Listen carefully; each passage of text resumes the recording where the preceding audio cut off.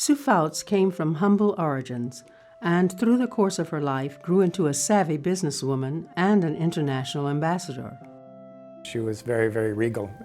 She was like royalty, and she carried herself. Her demeanor was that of royalty. You could bring Soo into any company, and if you're having people over at your house and they're very important people like the mayor and such, you would want Soo there. She has a way of just elevating the conversation and elevating what it is we're about. Soo was born in 1923 in Hawaii. Her parents immigrated from North Korea to work on a plantation on Maui and raised 6 children there. Though lacking material means, they made every effort to ensure their family had a bright future. My father was the only night watchman on the plantation, and he earned $65 a month. And we had a house, rent-free, and so we were very happy. In fact, the Moon family, my family, was envied because we lived next door to the English Standard Speaking School. My mother took my sister and I, we were all starched and so, neat, and she took us there, and my mother said, take them. They taught us excellent things. Soo also learned about the Baha'i faith right in her neighborhood. I was 5, 6, or 7. I don't remember how old I was because I was very young. But I went to these classes, Baha'i classes, to have lemonade and cookies. And for the next 2 or 3 months, all I looked at was the lemonade and cookies. And all that time, Auntie Mae Phantom was telling me about the faith. Soo later wrote that she felt entranced by Baha'u'llah's beauty and station. She said Baha'u'llah simply became a part of her during her childhood. I lived my life as a Baha'i from that time on. Yes, I was always a Baha'i. Soo's formal education ended during her senior year of high school with the bombing of Pearl Harbor. The government of Hawaii put out a plea to all students, all seniors who made B or more in high school to come to work at Pearl Harbor. And they told us how much they were going to pay us, $300 a month. I had never seen $300 a month, and I was very attracted, so I signed up. At Pearl Harbor, Soo met a young serviceman named Leroy Fouts. The two married and had a son during their first year of marriage. The couple left Hawaii and moved from place to place in the United States. They always balanced Soo's dedication to the faith with their needs as a family. When Soo discovered towns that needed Baha'is, Leroy was always in agreement to relocate.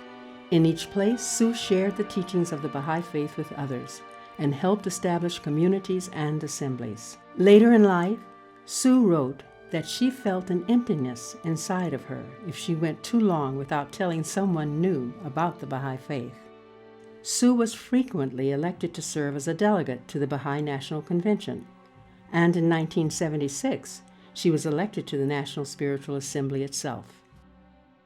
And I remember the day I was elected, I sat there, I was putting down the names of everyone, and the ninth member, I didn't hear. I said, who is it? To my neighbor. And he said, it's you, Soo. I said, me? And I was stunned, and everybody was standing up, and they said, oh, Soo. And so I was so thrilled, and I got up and accepted the affirmation. The National Spiritual Assembly often asked Soo to be their representative at international functions. I was sent to Australia, and I spent 4 days there as a National Spiritual Assembly member.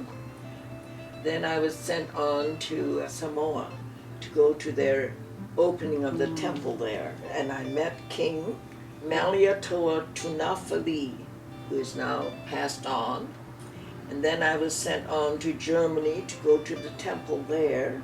So I've traveled a lot as an emissary of the United States. Soo also served as the Assistant Secretary for the National Spiritual Assembly, residing in Wilmette for 2 years. Her extensive travel and administrative duties opened up new opportunities in her professional life.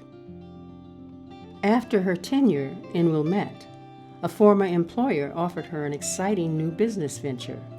He sold her a gift shop for $1,000, and before long, she owned 4 such shops. This line of work brought her to 16 more countries as she purchased items to sell.